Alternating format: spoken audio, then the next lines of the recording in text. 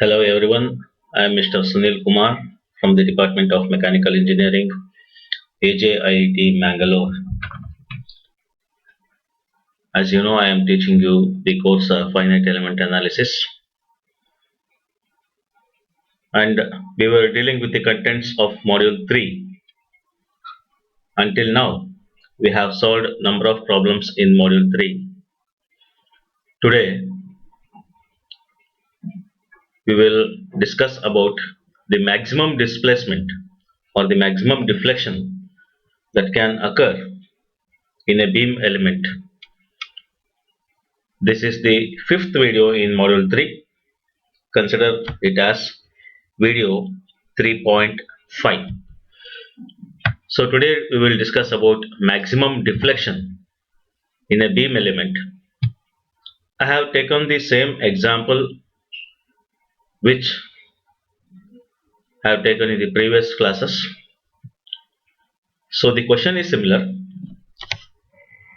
the figure is similar, but we have to explain, we have to understand, or we have to determine how to determine the maximum deflection.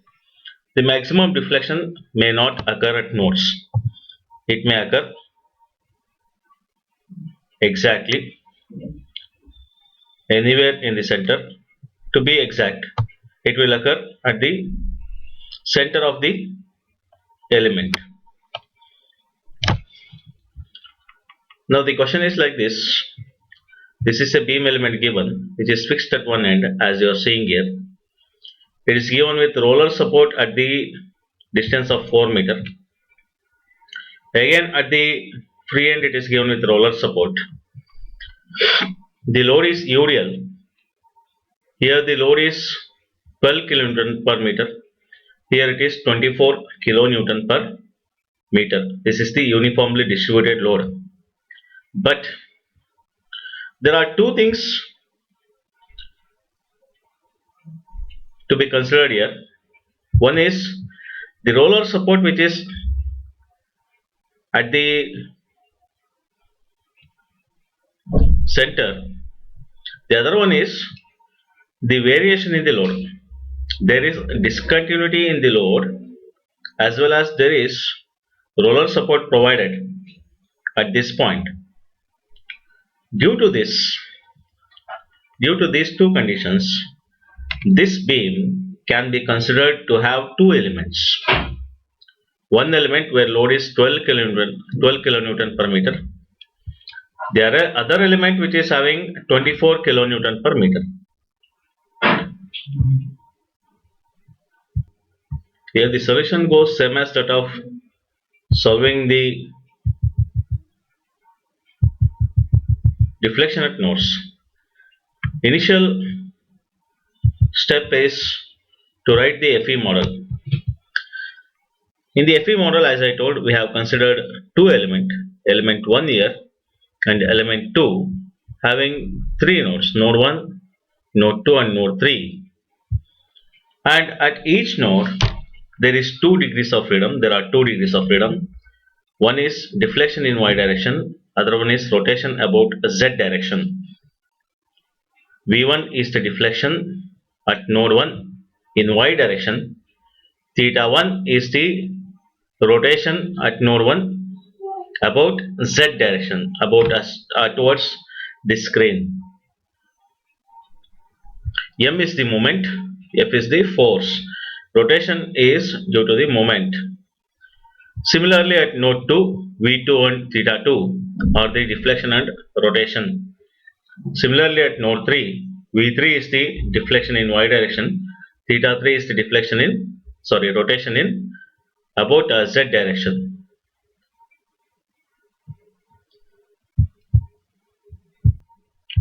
Now we have to find elemental stiffness matrix for each element.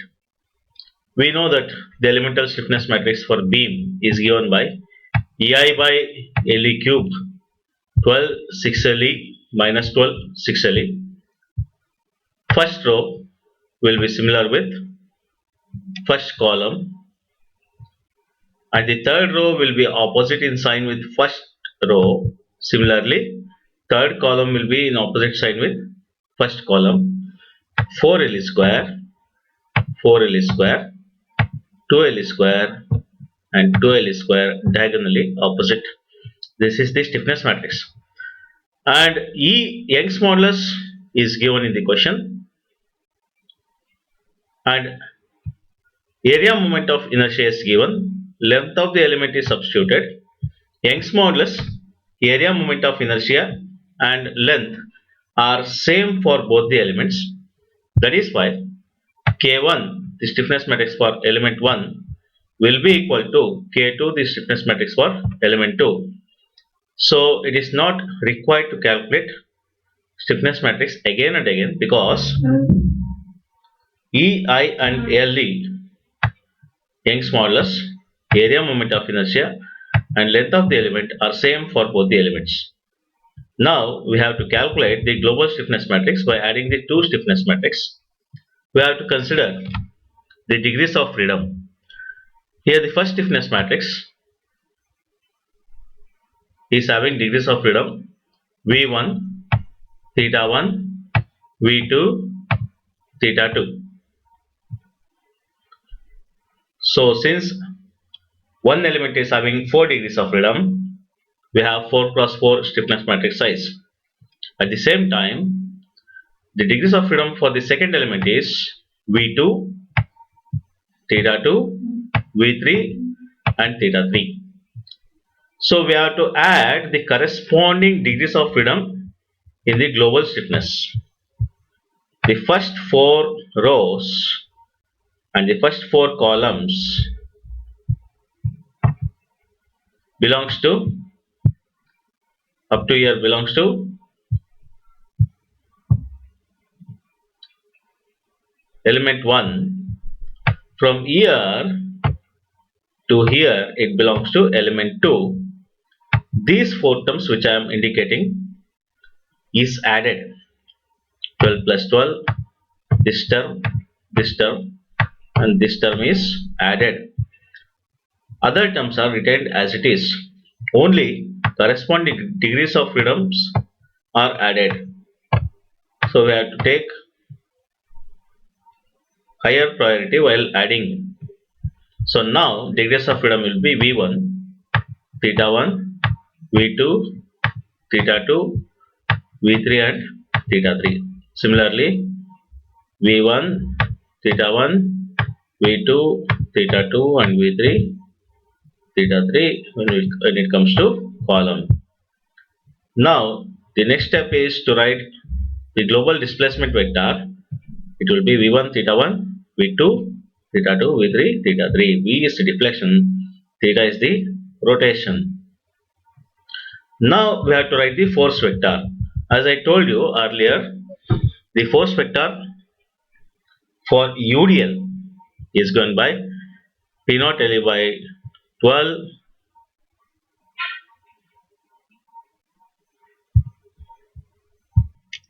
is given by P0 LE by 2, P0 LE square by 12, P0 LE by 2, P0 LE square by 12, where P0 is the UDL. UDL in first element is 12 kilonewton per meter.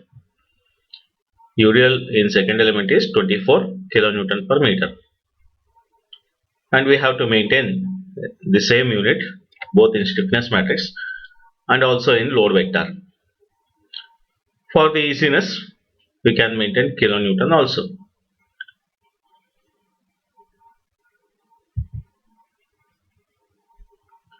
Now, for the first element, P0 is minus 12 kilonewton per meter and length of the element is 4 meter.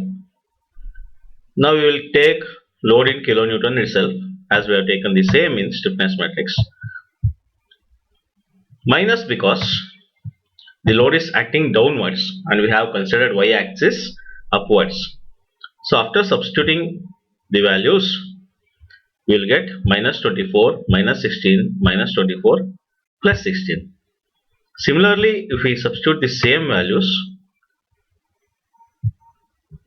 for element 2, the values for element 2 we will get minus 48, minus 32, minus 48, and 32.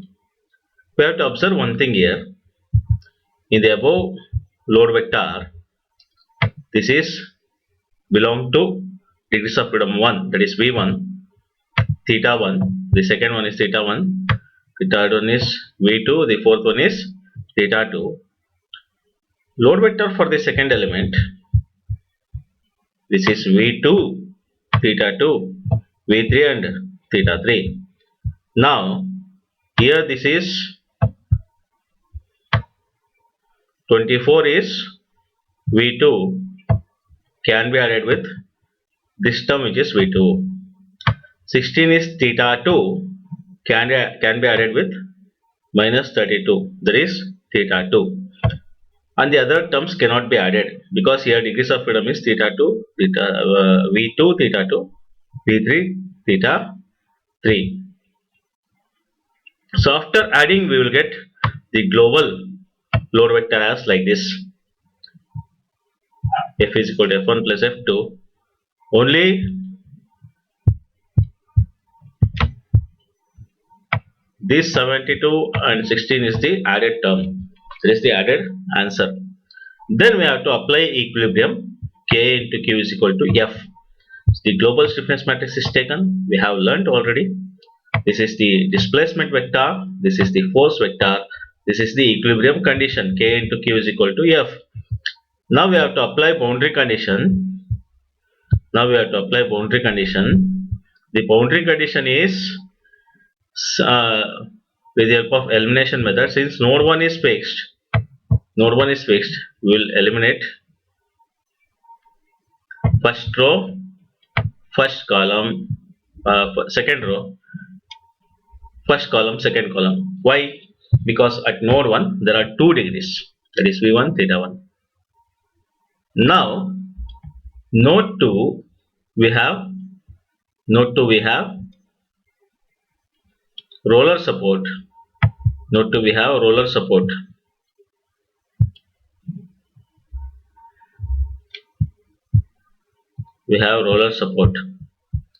Since we have roller support,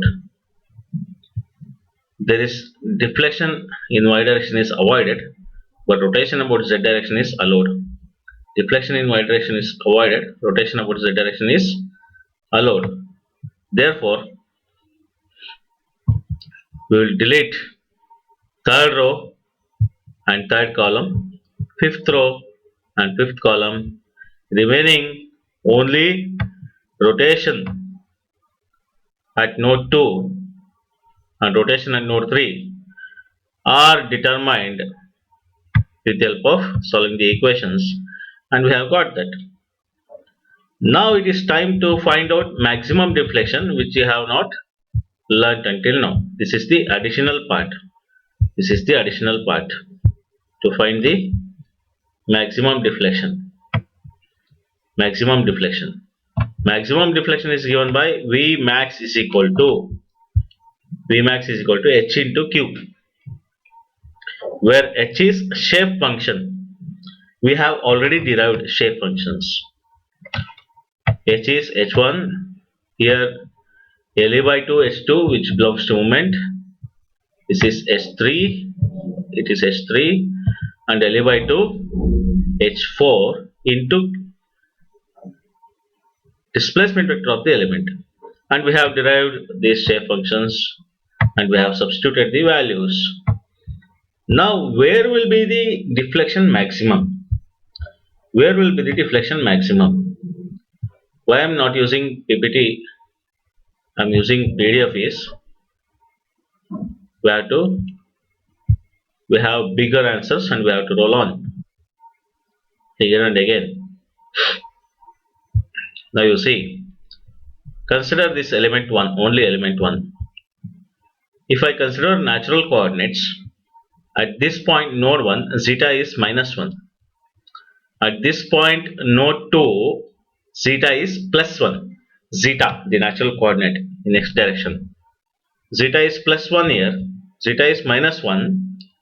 Maximum deflection will occur at the center where zeta is 0. Similarly, if I consider element 2 separately, zeta at this point will be minus 1, zeta at this point will be plus 1. Exactly at the center, zeta will be 0. We have to consider two elements separately. If I consider only element 1, at the center will be maximum deflection where zeta is 0. If I consider only element 2, at the center will be maximum deflection where zeta is 0. Now we have to substitute zeta as 0 in this equation. If we substitute zeta as 0, we will remain with this expression. Now solving of that expression, we know that L is equal to 4. L is equal to 4. If we substitute and solve, Q is equal to V1 theta 1 V2 theta 2. V1 is 0. Theta 1 is 0. V2 is 0 because of degrees of freedom. Only theta 2 is we have got in the previous calculation. Only theta 2 we have to substitute, and after calculation we will get 11.4 millimeter as maximum deflection. Actually we will get answer in meters, then after conversion it is 11.4 millimeter because we have taken dimension in meters during calculation. Similarly, for element 2 we have to consider V2 theta 2, V3 theta 3. V2 is 0, V3 is 0, only theta 2 and theta 3 we have to substitute here. So we will get the answer 37 point minus 37.11 minus because it is deflecting downwards. We have to write minus because it is deflecting downwards. So this is about to find out maximum deflection. Maximum deflection is found in both the elements. One element it is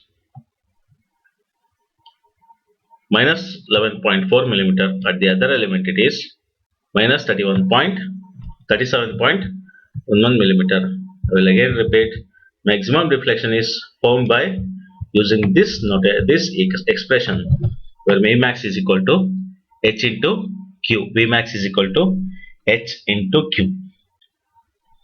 Okay, where h is shape function, this is the shape function. We have to substitute the values, the expression for shape functions.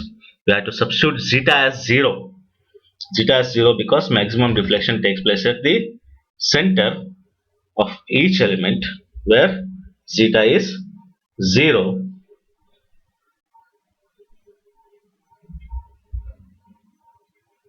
Zeta is 0. Now,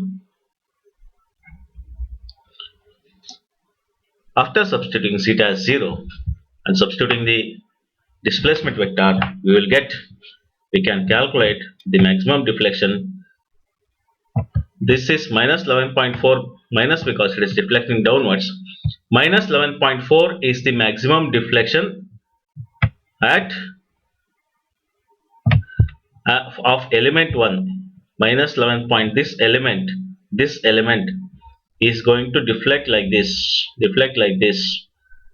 The deflection will be maximum deflection will be minus 11.4.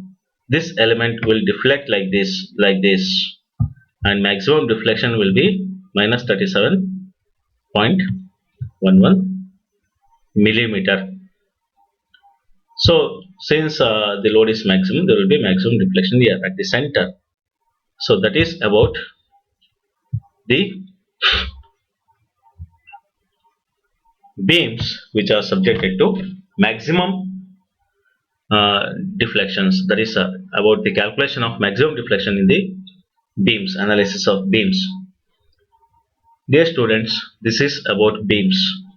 In the next class, in the next video, I will be sharing about analysis of torsional members, that is about shafts where twisting moment is applicable. I hope everyone has understood this question. this problem of solving for maximum deflection. Thank you.